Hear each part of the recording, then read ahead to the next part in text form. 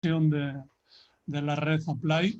En este caso tenemos el honor de presentar a Melania Moscoso, que es parte de la red y investigadora en el Consejo, de formación antropóloga social en Deusto, después el País Vasco, después varias universidades norteamericanas, ha hecho también pedagogía. Su trabajo es interesantísimo, os recomendaría mucho que os dierais un paseo por todos los artículos que ha hecho. Fundamentalmente ha trabajado mucho en la intersección de capacitismo, contra el capacitismo, desde una perspectiva feminista.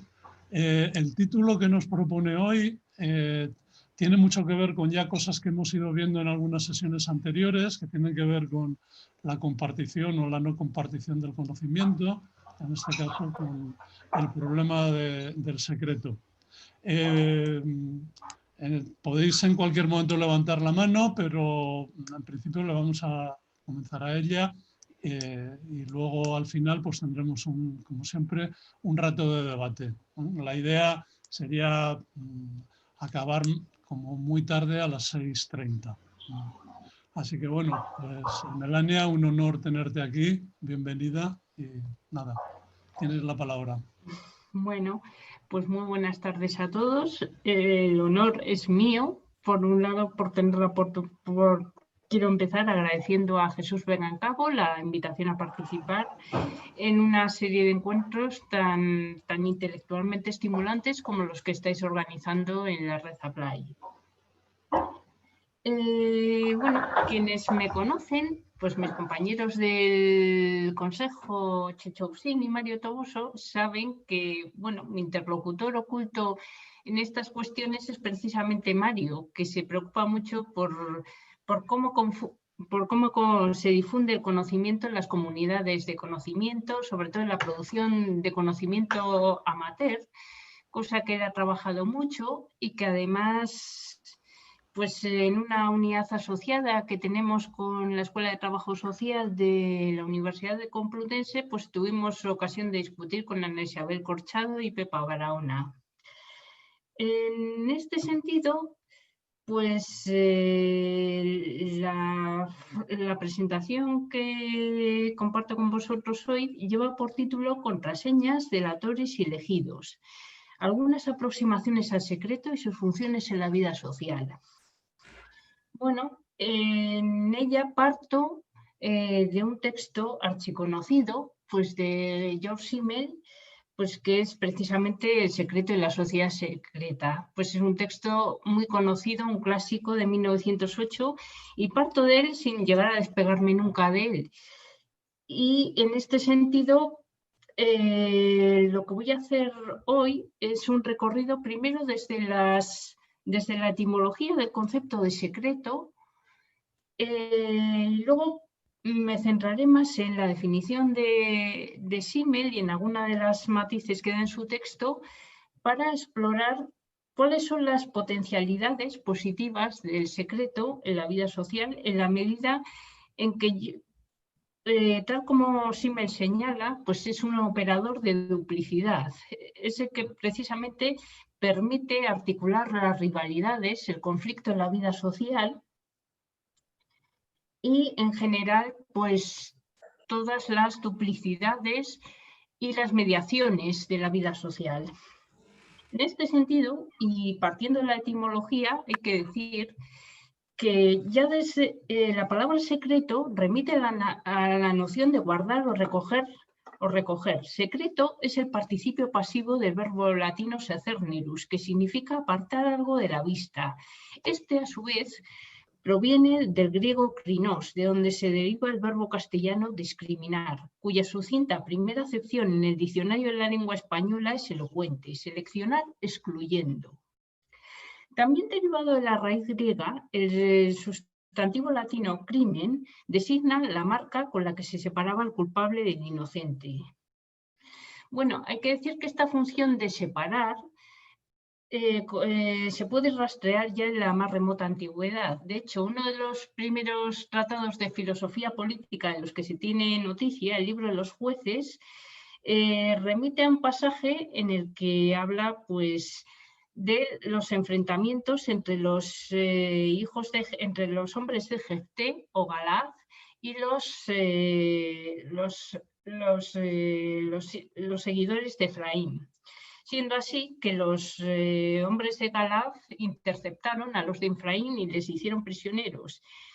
Y en el capítulo 12 de este libro, Jueces 12, en los versículos 5 al 7, dice así: cuando los fugitivos de Efraín decían dejadme pasar, los hombres de Galaad preguntaban ¿eres efraínita? Y si les respondía no, añadían pues di Sibolez.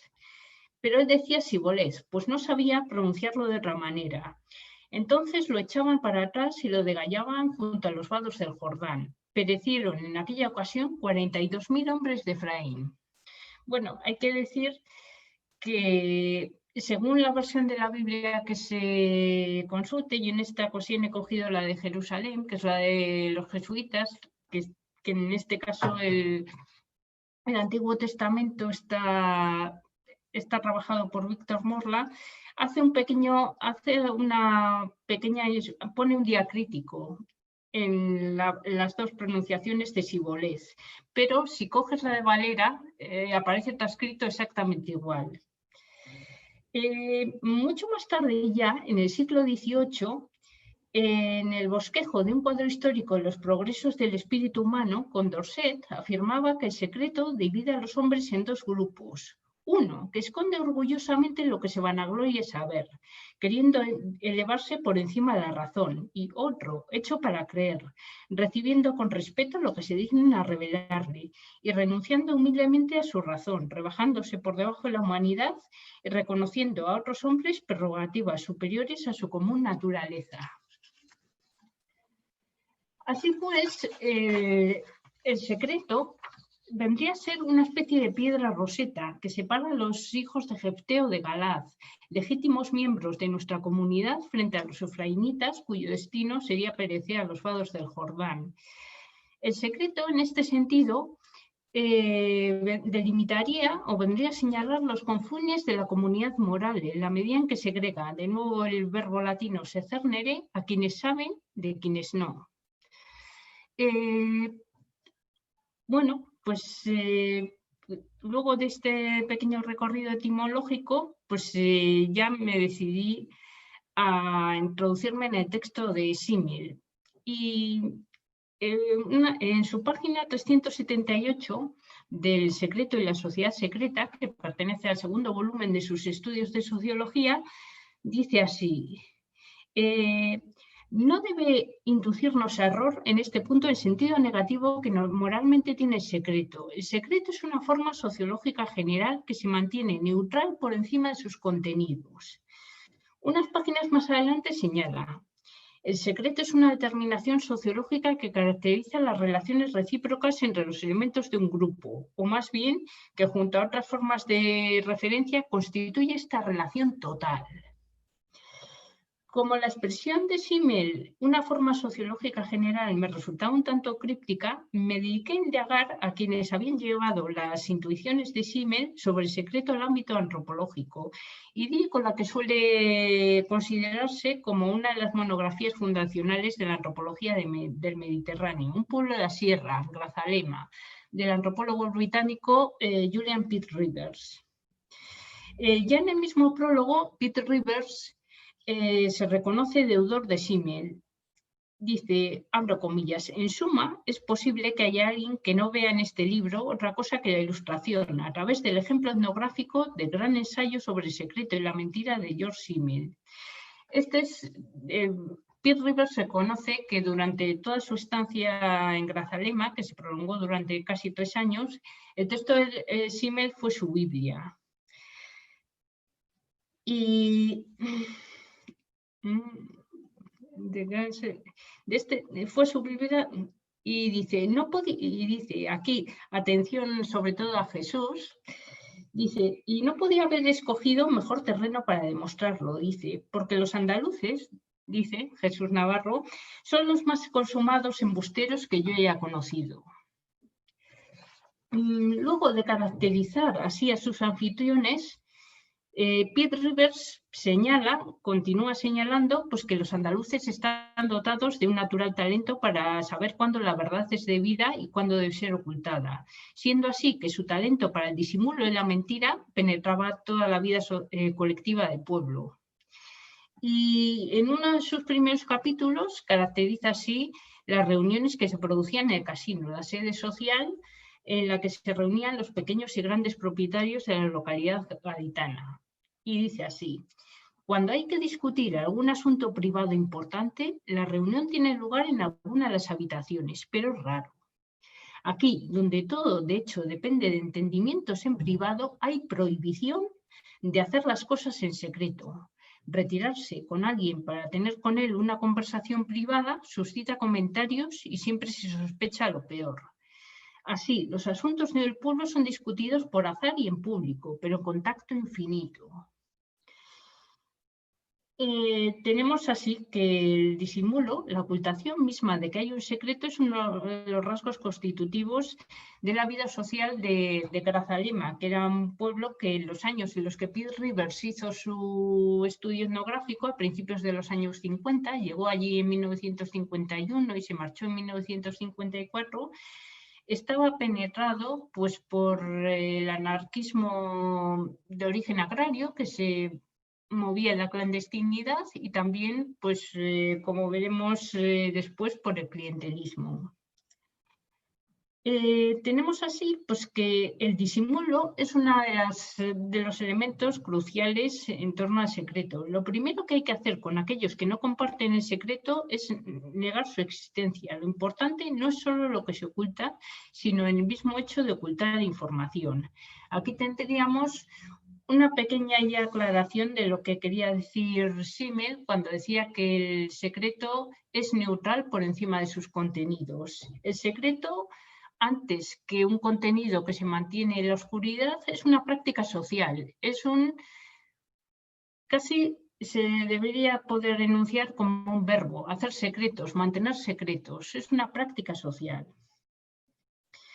¿Y cómo se oculta la información? Pues bueno, el propio Piet Rivers sugiere una de las estrategias posibles cuando señala que los señoritos de Grazalema se van a dar un paseo cuando tienen algo de qué hablar. En este sentido, dar un rodeo sería la maniobra de evasión por excelencia, y lo es en sentido literal, porque retirarse a un espacio donde continuar el intercambio de forma clandestina es una forma de ocultar algo, pero también en sentido figurado, pues dar un rodeo es una maniobra de evasión ante la incursión de la pregunta. En este sentido, Elias Canetti, en Masa y Poder, señala que la pregunta, abro comillas, corta como una navaja en el cuerpo del interrogado, y que quien pregunta, al igual que el cirujano, abro comillas, mantiene con vida a su víctima para averiguar cosas más precisas de ella, cierro comillas. El secreto, desde la perspectiva del pensador de origen judeo-español, se alzaría como un segundo cuerpo, o suerte de armadura que protege la pregunta, que se hiende sobre el cuerpo del interrogado con la precisión del escalpelo.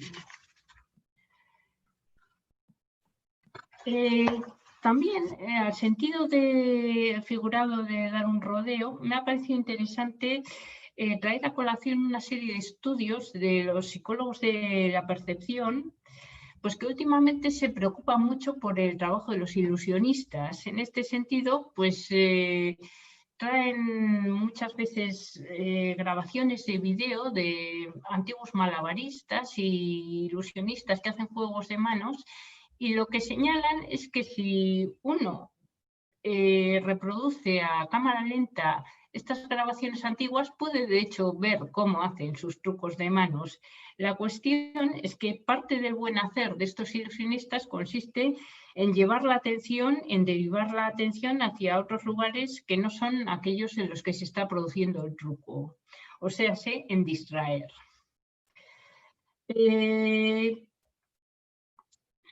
También, pues, y volviendo de nuevo a Canetti, en las ocasiones en las que uno se encuentra acorralado por una pregunta, el propio hecho de callar sería ya una resistencia. Dice Canetti, el callar ante una pregunta es como rebotar de un arma contra el escudo o la armadura. Enmudecer es una forma extrema de la defensa, en que ventajas y desventajas se equilibran. Se supone que hay más en él más que lo que calla. Enmudeció solo porque tiene mucho que callar. Tanto más importante no soltarlo. El obstinado callar conduce al interrogatorio penoso, a la tortura. Podríamos preguntarnos aquí, ¿qué es lo que tienen en común quien se obstina en callar y quien insiste en saber? Para ello me he remitido a un texto de Galván Rodríguez, que cita a Rodríguez de la Flor, sobre el secreto en la Inquisición española, y que viene a sugerir, que viene a reincidir lo que dice Simmel sobre el secreto, que se mantiene neutral por encima del valor de sus contenidos. Dice Galván Rodríguez al respecto de los conciliábulos de la Inquisición. En el secreto radica todo su poder y autoridad, pues cuanto más secretas son las cosas que en él se trata, más son tenidas por sagradas y estimadas que de las personas que de ellas no tienen conocimiento. En suma, más importante que el contenido mismo de lo que se oculta es el hecho mismo de ocultarlo. En este sentido, el hecho de ocultar vendría el hecho de mantener algo en secreto, que debería poder pronunciarse como un verbo, o sea, el hecho de generar un secreto es algo que no solo ayuda a discriminar dentro de una comunidad o tiene una función diacrítica, como hemos visto en la etimología, sino que tendría el sentido de investir de importancia, de investir de sacralidad el contenido de lo que se oculta. Es algo que en algún sentido enaltece la realidad.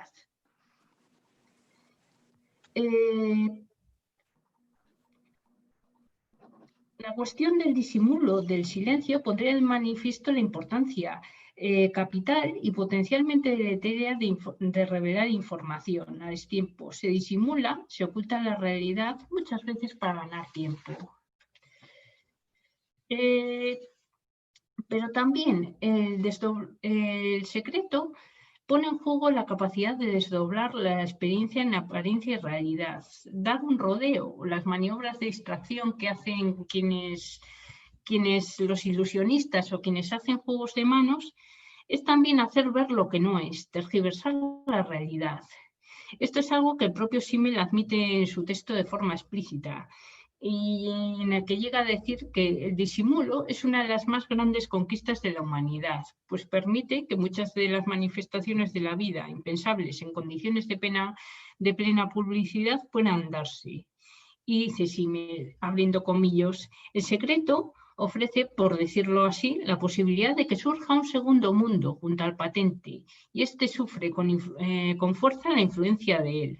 Una de las características de toda relación entre dos personas o dos grupos es el haber o no haber en ella secreto, y la medida en que lo hay. Pues aún en la medida en que el otro no note la existencia del secreto, este modifica la actitud del que lo guarda y por consiguiente de toda la relación. Si decíamos que con respecto a la etimología el secreto revelaba una función diacrítica y además diacrítica en el sentido que Frederick Barth habla sobre las fronteras y los grupos étnicos, aquí podríamos hablar del secreto como cualidad modal, es decir, que cualifica de una forma muy singular aquello que está bajo su manto, digamos. El secreto, cuya existencia misma los involucrados en él encubren, exige de la confianza recíproca de quienes lo comparten y anida en entornos en los que cunde con más frecuencia, como la familia y las relaciones de amistad. Señala Simmel que, abro comillas, el secreto compartido entre dos es la mejor escuela de relación moral entre los hombres. Cierro comillas. Tanto en los conciliábulos en los que se dirimían las intrigas clientelares en Grazalema de la Sierra, como en los rituales que sostienen las relaciones interpersonales del amor y de la amistad, el disimulo pone en manifiesto un profundo conocimiento de las reglas tácitas en vigor en un grupo social dado. El disimulo, ya sea en su versión de ocultar lo que hay, o más bien, o ya sea en su versión de tergiversación, en la denominada simulación, que consistiría en hacer ver lo que no es, hace posible la mediación del rito y las mediaciones que impiden que las rivalidades se tornen demasiado cruentas. El secreto permite así un desdoblamiento en los principios normativos de la comunidad moral entre lo explícito y lo tácito. Por utilizar la terminología de James Scott, entre el public script, el ámbito de la ley y los principios morales declarados, y el hidden script, ámbito de los acuerdos privados, de las lealtades interpersonales y de los liderazgos informales. El discurso oculto es, pues, secundario en el sentido de que está constituido por las manifestaciones lingüísticas, gestuales y prácticas que confirman, contradicen o tergiversan lo que aparece en el discurso público. Esta danza entre la revelación y la ocultación permite la aparición de un reino intermedio, y aquí estoy citando a Simmel, abro comillas, reino intermedio en el que la fe sustituye al saber. La danza entre la ocultación y la revelación hace que el secreto sea profundamente ambivalente. Y es ambivalente pues, porque el secreto tiene una faceta productiva. Hace posible las relaciones superficiales, permite márgenes de autonomía personal que de otro modo serían impensables en los entornos comunitarios muy penetrados y muy atravesados por el control social. Y pues también pues tiene otra serie de aspectos positivos en el sentido de que, bueno, pues permite un cierto juego en la vida social y una cierta incertidumbre y suscita la curiosidad. Pero también hay que decir que el secreto introduce las relaciones de la comunidad que han sido tradicionalmente definidas como igualitarias, una dimensión de asimetría, un diferencial de poder entre quienes saben y no. Al igual, o sea, como decía Condorcet, esta asimetría exige a quienes se arriesgan a revelarlo que se expongan a la traición y a la delación. La confianza exige reciprocidad entre la vulnerabilidad de quien comparte lo que no es de conocimiento general y quien honra la confianza que se ha depositado en él. Y sin embargo, está atravesado por una radical asimetría en palabras de Simmel. La confianza de un hombre en otro posee un valor moral tan alto como la debida correspondencia a dicha confianza. Y acaso más meritoria aún, dice Simmel, porque la confianza que se nos otorga contiene un prejuicio casi constructivo y para defraudarles es preciso ser positivamente malo. En cambio, la confianza que se regala no puede solicitarse en la misma medida en que puede exigirse que se corresponda una vez a ella, una vez otorgada. La confianza, por tanto, tiene una naturaleza paradójica. Y tal naturaleza basada en las relaciones basadas en la confianza se pone en manifiesto cuando se falta la discreción debida. Toda relación, y aquí tomaremos como unidad social mínima a dos personas, exige un cierto saber de unos de otros. Y en este sentido la discreción consiste en evitar del otro lo que el otro positivamente no quiere revelarnos. El tacto y la discreción para Simmel consistían, como acabamos de ver, en un no querer conocer sino lo que el otro esté dispuesto a revelarnos. El mantenimiento de ciertas áreas de opacidad hace posible la iniciativa individual y abre el espacio de iniciativa personal que permiten concebir los proyectos vitales, así como las mediaciones que permiten articular las rivalidades y el conflicto a nivel colectivo. El desdoblamiento que permite el secreto permite la ritualización y la emergencia. Por esto mismo es terreno abonado de las artes retóricas y el artificio. Respecto a esta última recámara, esta es una expresión de Simmel, asegura no solo la profundidad fecunda de las relaciones personales, sino lo que es requisito para el trato estrecho y vivo. Nuestra experiencia vital no solo comportaría una mezcolanza en proporciones variables de verdad y error, amén de un cierto grado de autoengaño que hacen compatibles las limitaciones de nuestra agencia con la propia dignidad. Tenemos que habernosla además con la ocultación y el falseamiento deliberado de la representación de la realidad que tienen nuestros semejantes, esto que se conoce como la mentira. Si decíamos, cuando hablábamos del disimulo, que esta era la faceta productiva del secreto, en la medida en que enaltece la realidad, inviste importancia a aquello que si no se ocultase no la tendría. La confianza y las relaciones basadas en ella, como son el amor y la amistad, de la que estamos hablando aquí, nos remiten a la naturaleza paradójica, que es la que nos protege los elementos más lesivos o potencialmente dañinos de la interacción social. Si decíamos, cuando hablábamos del disimulo, que las presunciones tienden a rellenar los huecos de lo que se conoce con el objetivo de hacer fluido y posible el trato de las relaciones superficiales, aquellas que se establecen en reconocidos, especialmente aquellas que según Simmel abrazan la personalidad entera o suponen el ingreso total del yo, se prestan más a su manipulación estratégica.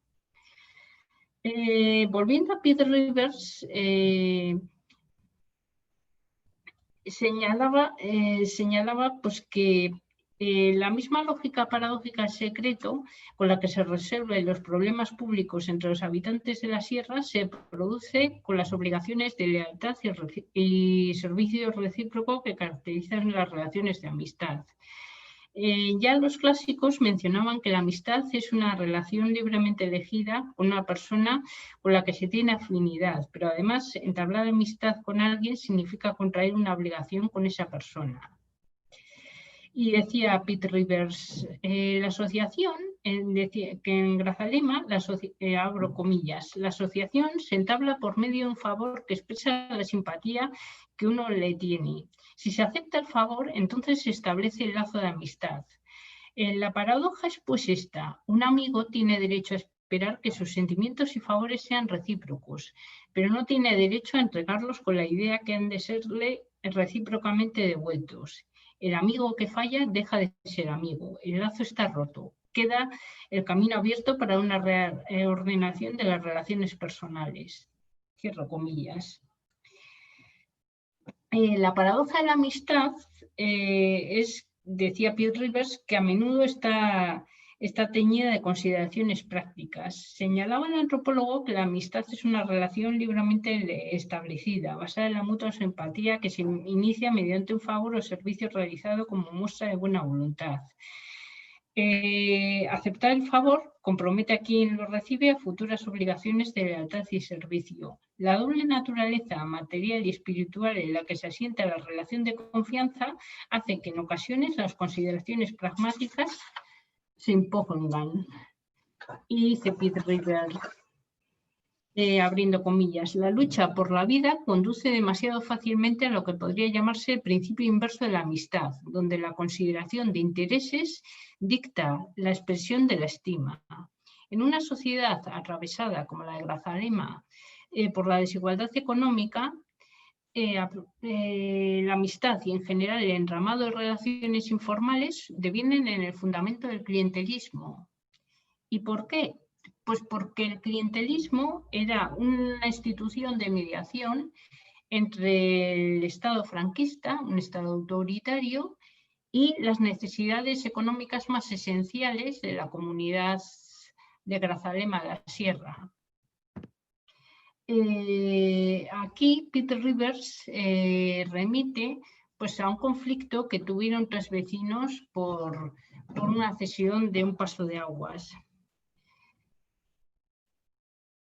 Y dice, para aclarar este punto, tomemos el incidente descrito antes, el rico poderoso Fernando Piñas, en el uso de las aguas del valle a expensas de dos personas de poca importancia, de las cuales una de ellas, Juanito, se las apaña para obtener una amplia compensación por la pérdida de su agua robada, mientras la otra, Curro, cuyo derecho de compensación por la pérdida del agua tiene base, fue derrotada gracias a un chanchullo. Curro no buscó, como se hizo Juanito, sacar partido a la violación de sus derechos, sino desafiar el sistema del clientelismo. Por esta razón fue machacado. Fernando le pudo derrotar merced al apoyo recibido de las autoridades y también del resto de la comunidad, que se mantuvo fiel a él gracias al servicio que obtiene de sus relaciones con la fuente de autoridad y a su generosidad personal, una generosidad que es bien capaz de soportar vistas las ventajas que le saca. La paradoja de la amistad en la situación de Grazalema de la Sierra, y esto lo podrían confirmar cualquiera que tenga alguna experiencia en los departamentos de las universidades, es que puede tornarse clientelismo, es que puede tornarse en su inverso, en su inversión estratégica, que es el clientelismo. Consiste en la paradoja del secreto. Si la paradoja de la amistad es que puede tornarse clientelar, la paradoja del secreto consiste en que el tacto y la discreción que hacen posible las relaciones superficiales y son uno de los rasgos, de uno de los lubricantes de la socialidad, es también uno de los procedimientos con los que las sociedades se protegen de la mentira y el engaño. Pues son precisamente una de las formas con las que la sociedad apuntala el sistema de expectativas mutuas en que consiste la sociedad.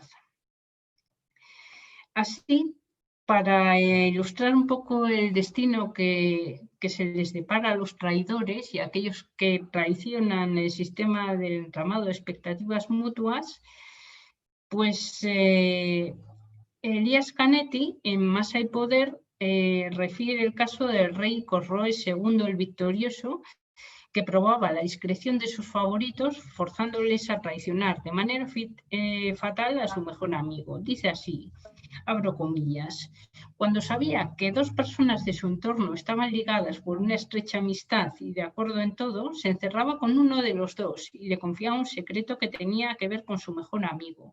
Le comunicaba que había decidido hacerlo ejecutar y le prohibía, bajo amenaza de castigo, revelar este secreto al afectado.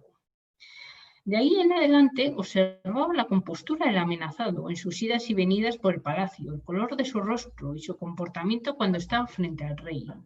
Si comprobaba que su conducta en nada había cambiado, sabía que el otro no le había revelado el secreto. A este, o sea, al favorito que le era fiel, traicionando a su mejor amigo, le incorporaba entonces a su confidencia y lo trataba con particular consideración, elevaba su rango y le hacía sentir su favor. Más tarde, cuando estaba a solas con él, le decía: tenía intención de ajusticiar a ese hombre por ciertas informaciones que acerca de él me habían llegado, pero luego de investigaciones más precisas todo se reveló falso. Pero si por el contrario se advertía que el amenazado demostraba temor, se mantenía apartado y volvía su rostro, comprendía que su secreto había sido traicionado. Entonces Corroes hacía caer en desgracia al traidor, lo degradaba y lo trataba con dureza. Al otro, en cambio, le hacía saber que solo había querido poner a prueba a su amigo confiándolo en secreto. La estratagema represa forzaba la discreción de sus favoritos, forzándoles a traicionar a su mejor amigo. Que el secreto no puede revelarse sin fatales consecuencias es el fundamento de todo poder. Pues además de ser el fundamento de la confianza sin la cual la comunidad moral no sería posible. Cumple funciones de protección social ascendente, que decía Simmel, es decir, que en periodos de transición y zozobra, el poder pues suele emprender purgas y que los tiranos se saben amenazados por la revelación de quienes saben demasiado. Es algo que se conoce ya desde el libro de los jueces. En este sentido, otra de las formas en las cuales se prevendría la difusión de la información, de la revelación de saberes secretos, sería de corte institucional.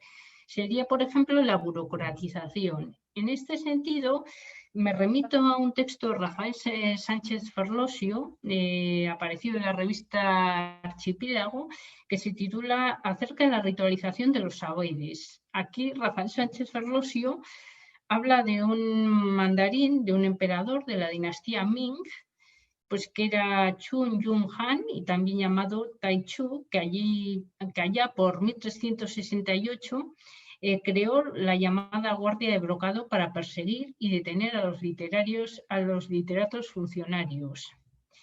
Señala Ferlosio pues, que en la época en la que gobernó este emperador, pues había cundido el despotismo y la desconfianza paranoica por parte del poder imperial. Entonces tuvo lugar una ritualización pues, que hizo los exámenes de acceso al funcionariado algo poco menos que imposible de superar. Dice así: la memorización sigue siendo un fundamento inexcusable para los exámenes. La pieza principal de los exámenes era una disertación de 8 secciones cuya estructura estaba fijada con rigor. Esto, a mi juicio, dio lugar a nunca visto extremo de ritualización que impuso a los estudios. La formalización estricta que esto comportaba degeneró muy pronto en un esquema rígido cuya aplicación correcta requería un entrenamiento adquirido por medio de complejos ejercicios académicos. Y continúa: la ritualización es una especie de tratamiento ortopédico al que el saber es sometido por los intereses del poder constituido, o más internamente, una acción química metabolizadora que permite fagocitar lo diferente y novedoso, o en fin, una liturgia que exorciza por anticipado la eventual amenaza de demonios exteriores. Entonces, la connivencia entre ritualidad e inutilidad no sería connivencia originaria, sino que la inutilidad resultaría ser un efecto o resultado, en este caso deliberado, de la ritualización.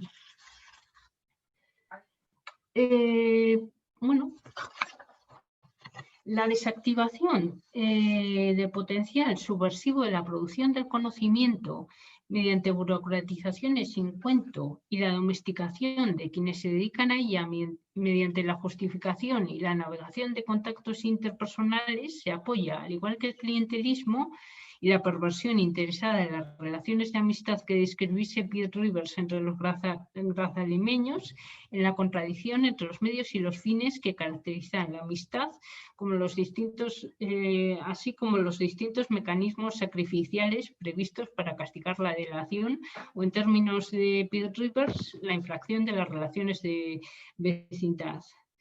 Hay que decir que, bueno, junto al traidor al que Corroe se ejecuta, o al Efraimita que aparece degallado a los vados del Jordán, Piet Rivers señala también una serie de formas menores que son las diversas formas de castigo que les esperan a los correveidiles y a los chismosos, pero no me da tiempo a meterme ahí.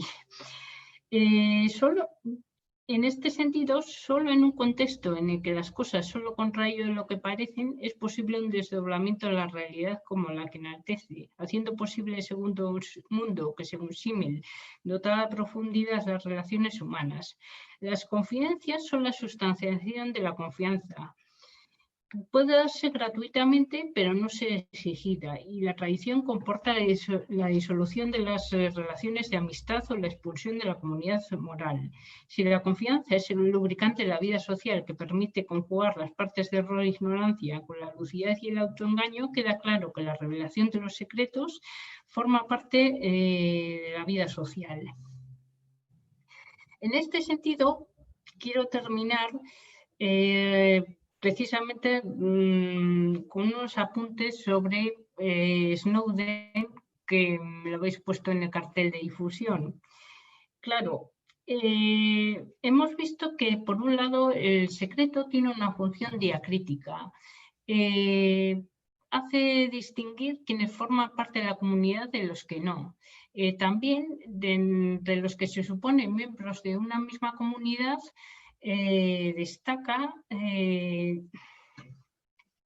distingue aquellos que son leales de los que son traidores. También hemos visto que el secreto en algún sentido sacraliza, es decir, enaltece la realidad, le dota de una prestancia y la inviste de una aura sagrada y, además, en el sentido benjaminiano, de un elemento aurático.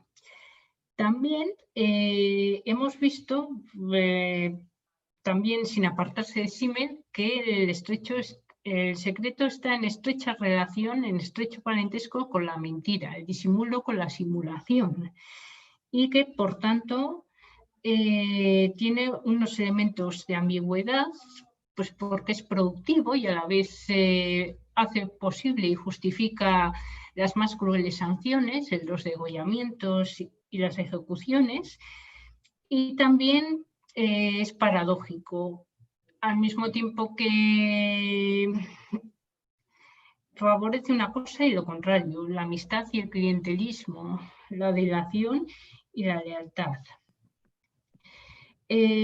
Precisamente con respecto a las formas precisamente de revelación del secreto.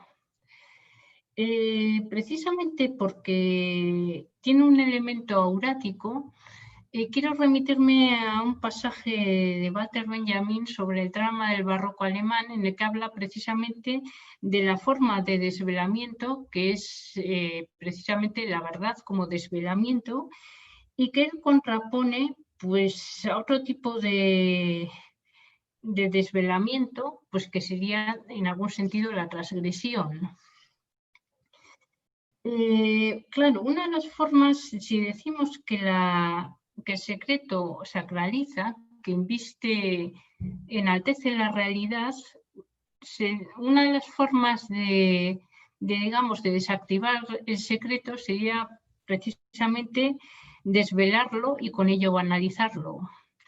Esta es una estrategia que algunos movimientos sociales que yo he seguido muy de cerca, por ejemplo, pues el mundo LGTBI, del que yo muchas veces he obtenido no pocas intuiciones para el colectivo social al que pertenezco y que más me interesa, que es el de las personas con discapacidad, lo han sabido instrumentalizar muy bien. Ellos saben que precisamente lo que late bajo la resignificación de los insultos es precisamente apropiarse de la violencia simbólica, es decir, banalizar el componente, digamos, de tabú que tiene un insulto para devolvérselo a quien lo profiere. En este sentido, pues Snowden ha sufrido la misma suerte que les deparan a todos los traidores, 10 años de cárcel con consecuencias terribles para su salud y demás. Pero, en algún sentido, quienes le han encarcelado, además le han añadido la afrenta de condenar su revelación a la irrelevancia. En este sentido, me gustaría señalar que precisamente porque hay una relación entre precisamente la faceta explícita y la faceta implícita, o sea, la faceta, el guión público que diría James Scott, el public script, digamos, la faceta explícita de la normatividad que rige las comunidades humanas, que sería la moral, en el sentido que aquello se explicita, o el derecho, y los elementos implícitos, es decir, aquellos que están regidos por la lógica del tabú, vamos a decir. Claro, no es lo mismo aspirar a ser un delincuente, que es una cosa muy fácil. Uno no tiene que ir más que a un supermercado y procurar que le sorprendan robando, que, por ejemplo, transgredir una norma no escrita. Pues, por ejemplo, el sábado a la tarde pues fue con unos amigos al monte.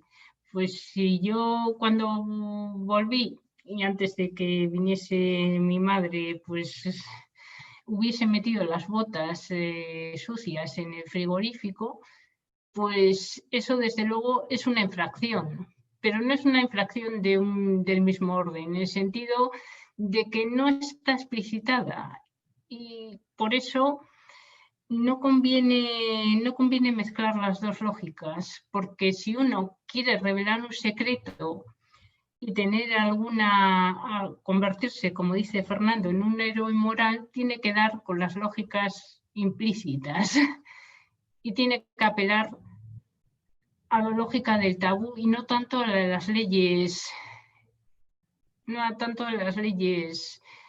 explicitadas, porque si no te condenan a la irrelevancia. No sé si me explico muy bien.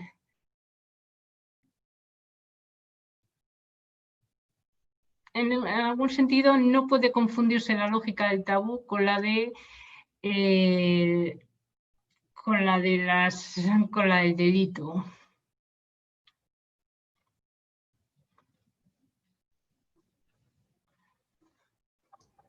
Y sin más, pues quiero decir que así no hace falta que le venga yo de escudero, se defiende solo. Es un texto maravilloso.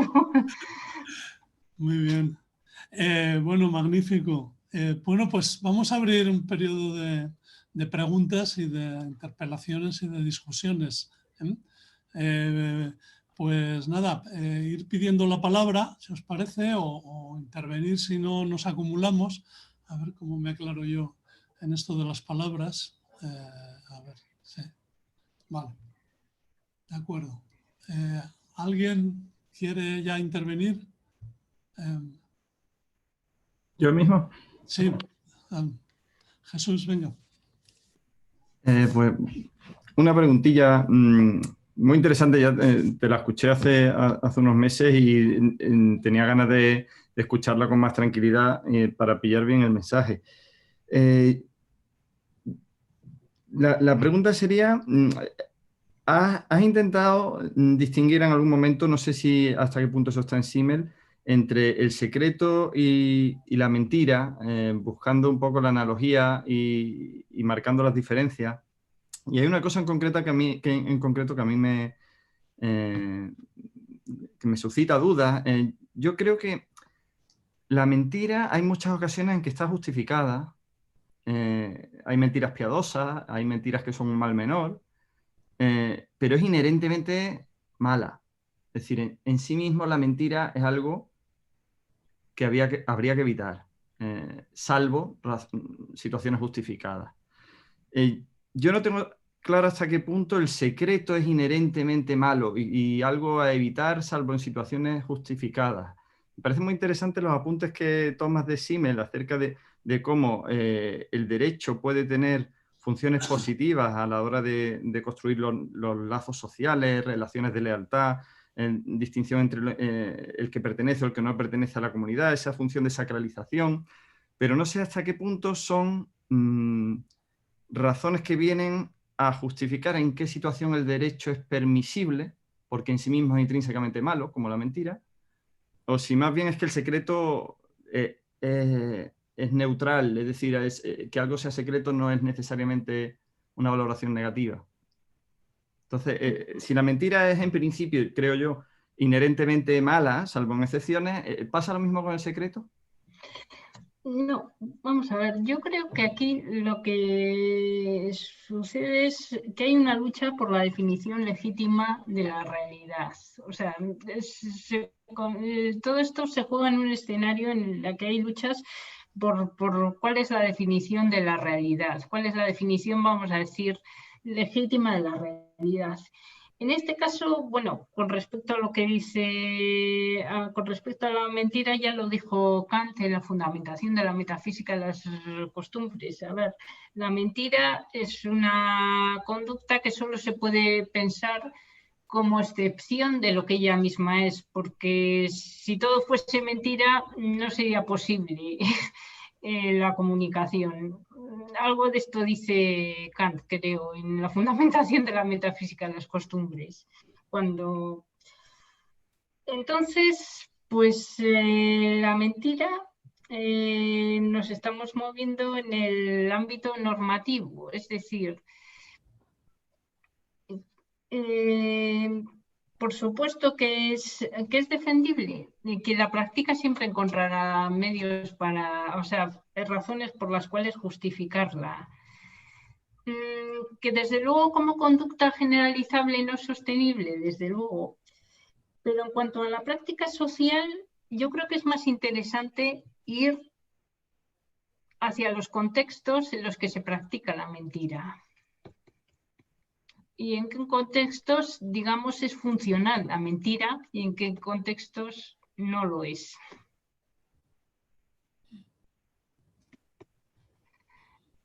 Pasa lo mismo con el paternalismo y otros tantos conceptos con los que los que se dedican a la bioética como Chechu, pues trabajan mucho. Pues que si es aceptable o es positivo, no sé, ¿en qué contexto es funcional la mentira? El secreto, pues también la cuestión es que es un elemento que se produce en todas las relaciones sociales. O sea, el secreto es inherente a la condición humana. Por un lado, tiene aspectos pues, que sí facilita las relaciones superficiales, facilita la duplicidad, da márgenes de autonomía, pero por el otro lado, pues todas las sociedades tienen que articular los medios para que no se rompa el sistema de expectativas mutuas pues, que sostienen la sociedad.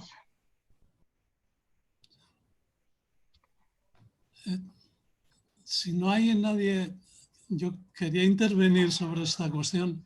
¿Alguien? Sí. Es que me parece que lo que ha planteado Jesús Navarro es un problema central sobre la normatividad de lo funcional.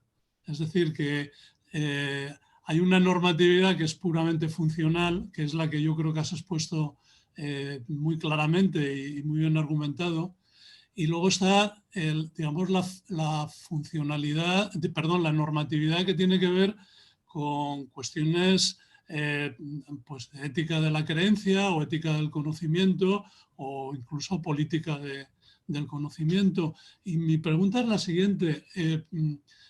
Quizá no se puede colapsar una en otra. Volvamos otra vez al problema que tú planteabas de una unidad básica como pueden ser dos personas. Podríamos admitir que es necesario un nivel de opacidad para mantener una relación. Es decir, que no todo puede ser transparente porque si no, esto sería como muy complicado. Pero, por otra parte, sabemos que no se debe ocultar aquello que los dos deberían, o los dos, o toda la sociedad, debería de conocer para poder funcionar. Sí. Entonces, en este sentido, me parece, cuando nos vamos a niveles muy grandes como un Estado, por ejemplo, una cosa es que un Estado necesite secretos para poder proteger a los ciudadanos y otra cosa es que haga secretas las cosas que debería todo el mundo conocer. Entonces, ahí me parece que esa línea ya no es de funcionalidad, sino esa línea es de pura normatividad de epistemología moral y de epistemología política, ¿no? No sé cómo lo ves tú. Bueno, que he interferido como... No, yo es que precisamente a mí lo que me interesaba es ver en qué situación uno deviene Snowden, es decir, cuando te encarcelan, te meten 10 años de cárcel y además tu revelación es irrelevante, y cuando uno se convierte en algo así como un elegido. Y en este sentido, yo, pues que hice la tesis con Pachi Lanceros, pues he estado últimamente leyendo la guerra de los judíos de Flavio Josefo. Entonces, Flavio Josefo es uno de los grandes traidores de la historia. Es su historia, en su libro recoge la historia de cómo cuando la caída del muro de Jerusalén en la Roma de los Flavios, en el siglo I a.C., pues básicamente pues les encierran en una cueva y después de un largo asedio pues él acaba traicionando a todo su pueblo e incluso facilita pues a los romanos todo, al Imperio Romano todo su pues todo su se vende a su pueblo al pueblo romano. Entonces básicamente que es un gran traidor, pues, ¿cuáles son las condiciones de su éxito? Pues en este sentido viene a ser algo que señala también Sánchez Ferlosio en su texto. Son momentos de zozobra y de gran crisis social. Es decir, momentos en el que por alguna razón un orden social está desapareciendo y aparecen todo tipo de personajes, traidores, pues que además, amparándose en el derecho divino, pues empiezan a decir y se erigen en grandes críticos y se justifican pues, en la voz divina, precisamente la gran traición que están haciendo a su pueblo. Entonces, quiero decir que según en las situaciones en las que uno se encuentre, en momentos de gran zozobra y digamos de gran crisis normativa y de gran crisis de definición de la realidad, quien impugna precisamente el sistema de la definición de la realidad legítima puede ser un gran traidor y un gran profeta.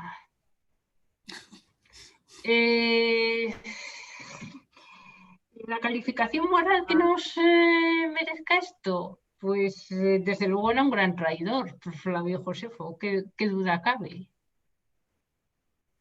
Ya. Pero no lo sé. Y desde luego Snowden nos puede parecer muy admirable lo que ha hecho, pero bueno, pues quiero decir, tampoco la ha llevado muy lejos. O sea, Ya. no te respondo, ya sé que no te respondo, pero es que no sé qué utilidad puede tener, vamos, me parece desde luego un cuestionamiento muy legítimo, pero es que no lo sé responder. Sí, sí. No, te concedo casi todo lo que has dicho, porque la idea de que hay lógicas sociales por debajo de la moralidad es correcta, vamos, es verdad, y si no se conocen bien, efectivamente cae ese problema.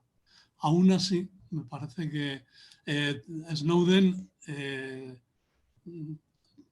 sigue siendo alguien muy importante, pero o los papeles de Panamá, que no conocemos todavía quién ha sido. Sin esa persona no sabríamos hasta qué punto la circulación de capitales por el mundo, ese secreto está violando todas las estructuras normativas de lo que nos debemos en común, que es Hacienda, ¿no? Sí. Claro, es Sí, decir, a mí me parece que quien sí, haya sacado los papeles de Panamá es posiblemente una heroína, porque creo que se sospecha que era una mujer, es una heroína epistémica como poca gente, ¿no? Sí. Sí, pero quiero decir, las heroicidades epistémicas pueden ser también, como en el caso de Flavio Josefo, tradiciones monumentales. O sea, Sí, claro. también. No sé, es que no lo tengo nada claro. Comparto mi perplejidad con vosotros. No sé cómo lo veis. Sí. A ver, preguntas. Nadie se... Cuestiones del... Hay un puntito aquí que es para levantar la mano, pero si no hay mucha gente, pues sin más, activáis el micrófono y intervenís. Si no, esta cuestión da para mucho. A mí me Quiero decir apasiona. que el villano epistémico también puede hacer grandes revelaciones. No es necesariamente quien se calla lo que no debe. Es a lo que voy. Por contestarle de alguna forma a Jesús. El villano epistémico puede también hablar. Incluso, pues, sí, Flavio Josefo sería un villano epistémico. Sí. ¿Alguien? Hola, sí puedo. ¿Sí? Hola, Melania, ¿qué tal? Hola, Hugo. Voy a aprovechar un poco para saltar sobre esto, sobre lo que planteas del villano y que es también un héroe. Hay gente que ha estudiado el tema de la bueno, de la corrupción y la ruptura de la corrupción, como un caso donde la cooperación se puede dar a distintos niveles, es decir, el mantenimiento de los secretos se puede ver también como una forma de cooperación en el interior del grupo que se puede beneficiar de dicho secreto. Puede haber un coste muy alto también en mantener el secreto. Y cuando lo rompes de alguna manera, o sea, si tienes una interpretación normativa positiva, estarías cooperando por un bien público mayor, ¿no? Si lo evaluamos de esta manera, ¿no? Sobre esto, o sea, creo que lo que planteas un poco subraya mucho la fluidez de la evaluación, ¿no? De cuándo tenemos un bien público que hay que favorecer o preservar, ya sea ocultando o facilitando la información, ¿no? Creo que hay mucha disputa actualmente sobre esto. Cuando has mencionado a James Scott, pensaba que ibas a tirar a lo mejor por su noción de legibilidad, que pone mucho en... O sea, él subraya mucho también como la facilidad por la que las personas sean legibles puede favorecer mucho al Estado. Y a lo mejor no sé, bueno, eso es una cosa, porque a mí me interesa por ahí, es un interés propio subjetivo, que a lo mejor me gustaría alguna vez, bueno, ya sea ahora u otro día, oírte un poco más por ahí. Si crees que la cuestión de, digamos, ¿cómo verías como el futuro de los secretos en la óptica un poco de James Scott de que, bueno, de que hoy en día con las tecnologías que tenemos, pues cada vez hay menos secretos y lo que esto puede suponer en términos de legibilidad, que todos seamos más legibles, pero a lo mejor también más las élites, ¿no? Bueno, pues James Scott, hablamos del antropólogo de Yale, ¿verdad? Vale. Sí, hombre, yo de James Scott en este sentido tomaba sobre todo sus investigaciones sobre los campesinos, es decir, las armas de los débiles, como precisamente pues estas pequeñas astucias que en algún sentido son semejantes a las que estudiaba Piet Rivers. Pero en este sentido, claro, es, digamos, por supuesto que el secreto es productivo y permite muchas cosas, pero es que el secreto en ese sentido tiene una intimación, pues también con la violencia y con... Es decir, una de las cosas que a mí me quedan claras leyendo a Simmel es que en el fondo, pues toda sociedad es una sociedad secreta. Y en el fondo, en el sentido en el que hay vida social, pues hay siempre secreto. Pues porque el secreto es, digamos, está el pegamento de la convivencia, o sea, de la confidencia y el pegamento de la confianza. Bueno, también, pues bueno, las intimaciones etimológicas del secreto del crinos con el crimen. Girard, por ejemplo, decía que al origen de cualquier sociedad está la violencia originaria y que en el fondo, pues la sociedad es siempre, en primer lugar, una sociedad de malhechores en la que unos encubren a otros y precisamente están unidos por un pacto de silencio fundacional. Bueno, ya sé que a lo mejor esta percepción de la condición humana no se compadece mucho con el humanismo y esas cosas, pero bueno.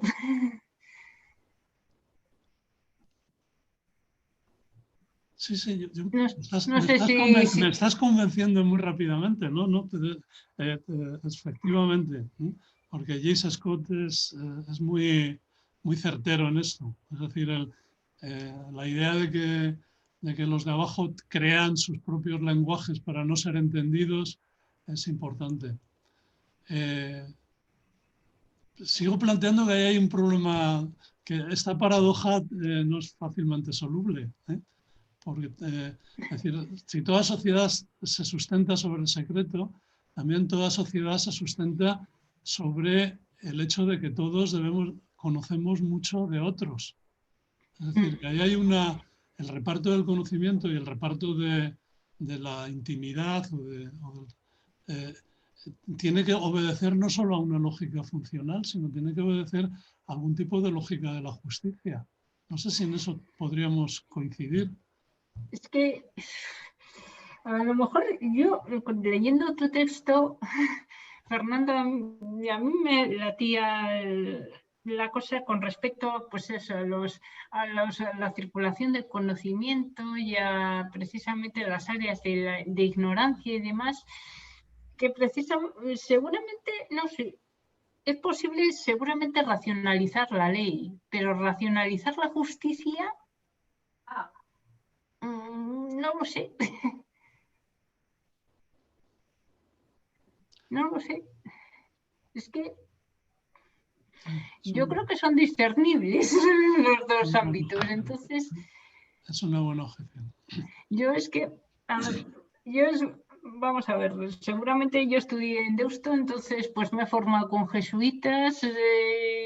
Para preparar esto he trabajado con la Biblia de Jerusalén y seguramente esto que estoy diciendo os parece una serie de ranciedades de sociología de la religión muy poco compatibles con cualquier noción ilustrada de progreso, pero no sé.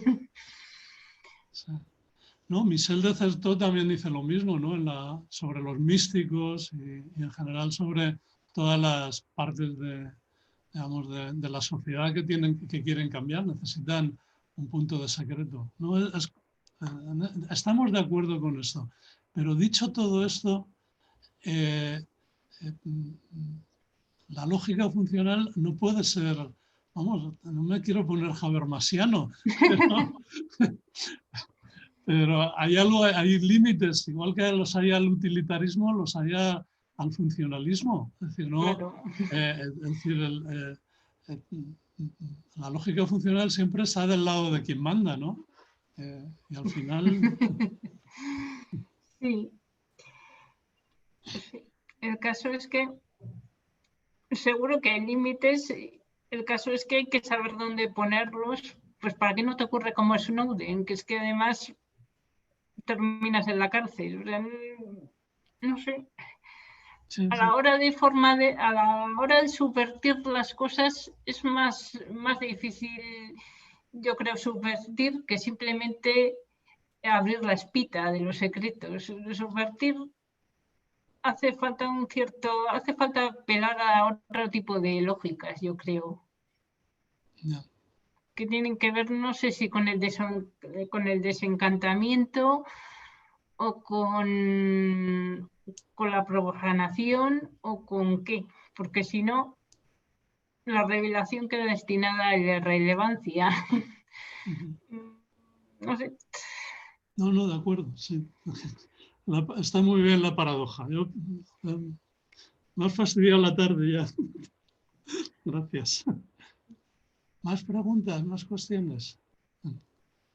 Yo tenía una pequeña cuestión. No he querido intervenir porque no era en esta línea y va un poco, no va al núcleo de tu charla, que me ha encantado y me parece que estas lógicas que son ambivalentes para el secreto y para otra serie de elementos básicos de la cohesión social y de las relaciones sociales son muy importantes. Pero yo quería hacer una pregunta, digamos, en el nivel individual, porque en la forma que lo has caracterizado, a mí me sugiere también que quizá esta necesidad de opacidad y de secreto se pueda mantener también a nivel de la subjetividad.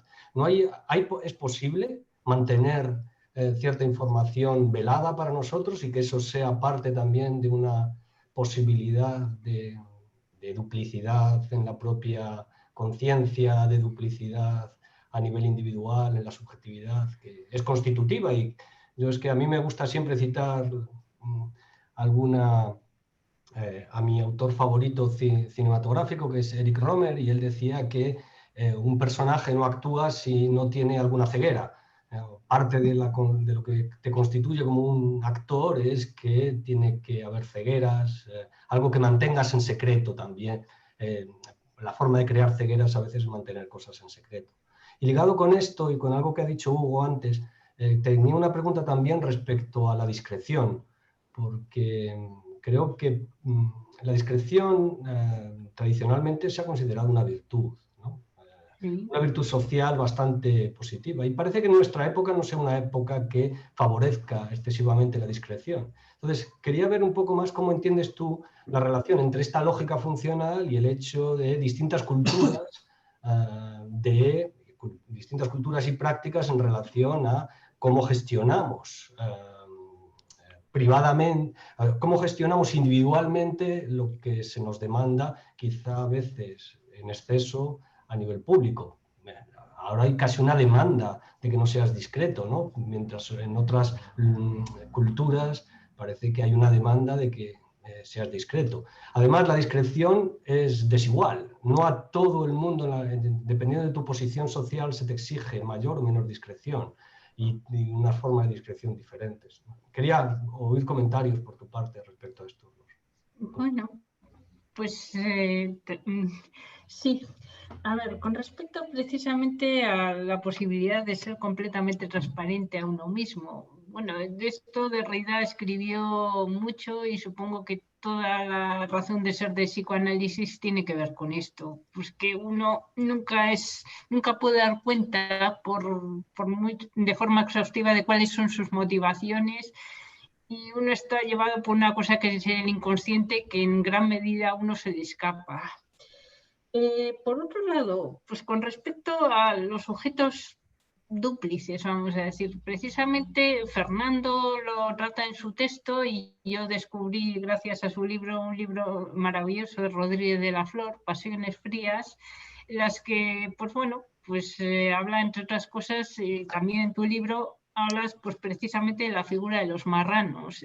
Varios de los autores que he citado aquí, empezando por el propio Simmel y por el propio Canetti, que era de origen judío español, pues son de ascendencia judía y precisamente los marranos, los judíos que en la clandestinidad conservaban la fe hebraica, tuvieron logros culturales tan importantes para nosotros como que la lengua que estamos hablando sea una lengua de transmisión de cultura.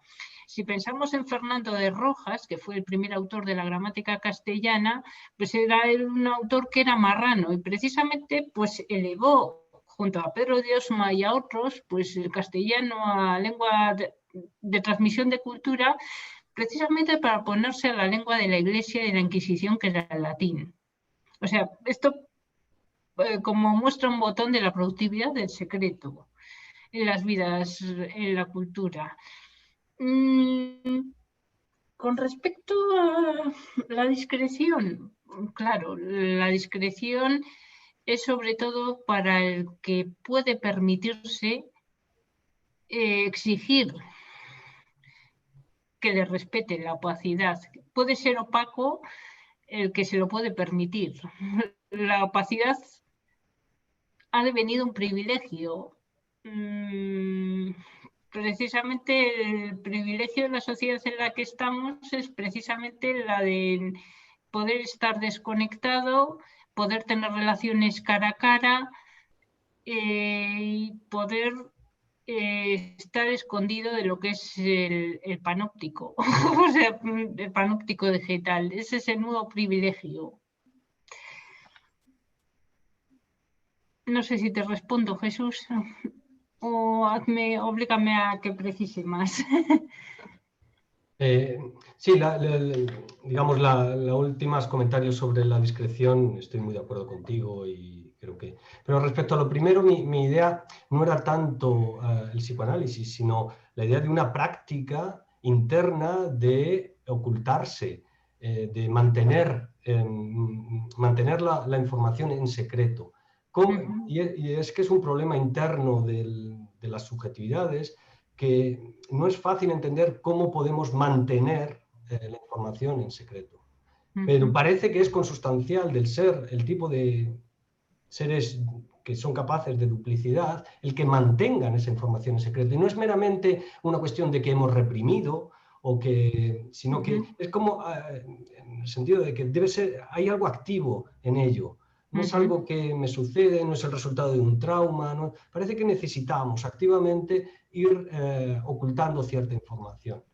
Y lo tenemos que... Y parece que hay algo paradójico también en esto, ¿no? Que no podemos hacerlo, no podemos hacerlo. Si, para poder ocultar activamente información debemos tener esa información a la vista en algún sentido. Entonces, a mí me interesa eso, si hay alguna forma paralela, ¿no? A nivel de la subjetividad que tenga, que se corresponda con esta duplicidad a nivel social que es tan productiva, ¿no? Por otro lado. ¿No? Ese era más bien el sentido de mi pregunta. Lo otro es... En ese sentido no te sé responder. No sé si habría estudios de psicología social que pudieran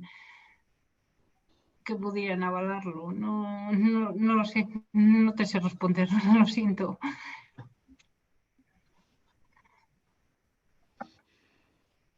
Más cosas. A mí se me ocurren mil, pero a ver, venga, ánimo. Moisés, venga. Sí, muy rápidamente, no es, por mi parte no va a ser muy constructivo. Bueno, muchas gracias por tu charla, muy interesante. Solamente una pregunta muy rápida, que si te importaría, si puedes desarrollar un poquito más la idea que has deslizado en varios puntos de tu presentación, acerca de que hay una relación entre el secreto, supongo que entre guardar un secreto, y la autonomía. ¿De qué manera están relacionadas estas dos cosas? Sin importar, elaborar un poquito. Gracias. Hombre, pues la autonomía vendría dada pues, por el hecho de no tener que dar explicaciones, en el sentido de, bueno, poder funcionar simplemente mediante hechos consumados o, pues bueno, tomarse pequeñas libertades sin necesidad de dar explicaciones. Cualquiera que hemos sido adolescentes sabemos mucho de esto. O sea, cuando simplemente pues fumabas a escondidas o, bueno, quiero decir, cosas que no decías, pero sin embargo haces. O sea, estas pequeñas libertades o... No sé si te respondo. Sí, absolutamente. Era una pregunta muy sencilla. Y estoy, digamos, tratando de ver si puede tener algo más de chicha filosófica para que me vaya yo pensando. No sé, a lo mejor lo único interesante que se me ocurre decir al respecto es que, de igual manera que como dices, mantener un secreto parece que apuntala, o es necesario para apuntalar cierto grado de autonomía, ¿no? En el sentido de que nos permite tener un margen de acción, un área en nuestra vida sobre... ¿Perdón? No, perdona que te he interrumpido. Nada, Más que reconocer una cierta autonomía, lo que hace es reconocer que hay vida por debajo de la normatividad. O sea, que lo que hay es más que la normatividad y que siempre hay cosas que se le escapan. Ajá. Vale. Vale, no, solamente iba a apuntar que de la misma manera, que si uno es autónomo, una condición es que sea capaz de guardar secretos, parece que de la misma manera el hecho de guardar un secreto resta, en este sentido, ¿no? Una autonomía a los demás, en el sentido de que también les robas de una capacidad de actuar aunque sea sobre ti. De alguna manera parece que es un poco un juego de suma cero. Como digo, únicamente estoy tratando de sacar algo más de chicha. No sé si todo esto puede ser interesante o no lleva a ninguna parte. Gracias. Hombre, es una defensa frente a los demás. Quiero decir, sería ideal que los demás sean en cualquier caso colaboradores, pero pueden ser colaboradores, pueden ser facilitadores, pueden ser cómplices también y pueden ser quien te reprima o te impida hacer cosas. No sé si te respondo. Gracias.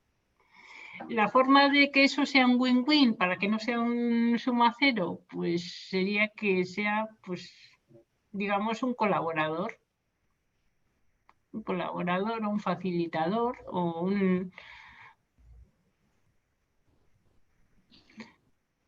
Cuando hay veces que, no sé,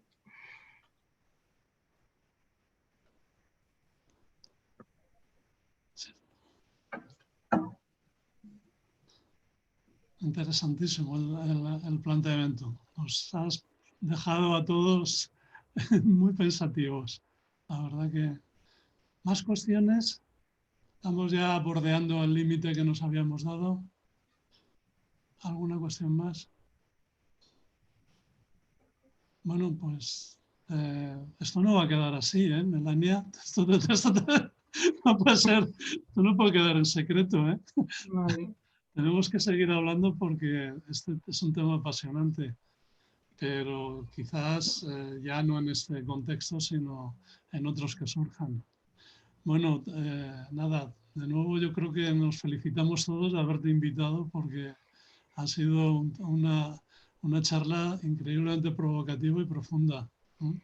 Pues yo tenía miedo de que fuera a resultaros profundamente retrógrada, con olor a naftalina y una serie de rancidades de historia de la religión. Eso era lo que yo más me temía respecto de esto.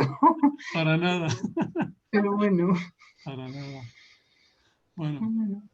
Bueno, pues nada, entonces cerramos aquí, parece también la grabación, Alberto que estará por ahí, y